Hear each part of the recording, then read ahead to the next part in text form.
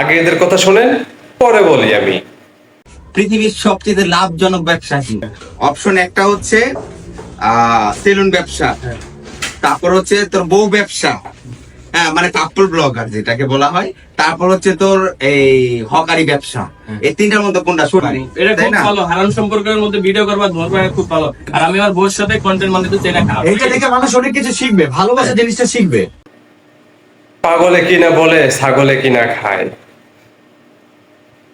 ও যে বললো যে আমাদের ব্লগ দেখে মানুষেরা ভালো মন্দ কিছু শিখবে, আসলে তোদের ব্লগ দেখলে মানুষ 3 মিনিট 21 সেকেন্ডে চাটাচাটি ছাড়া আর অন্য কিছু শিখবে না।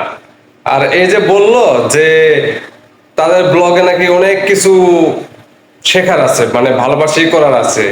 আমি যেটা বলতেছি, ওদের ব্লগ দেখলে মানুষ ভালো ঘন্টাও শিখতো না। সো এদের মতন ব্লগারের কাছ থেকে সব দূরে থাকা অনেক ভালো।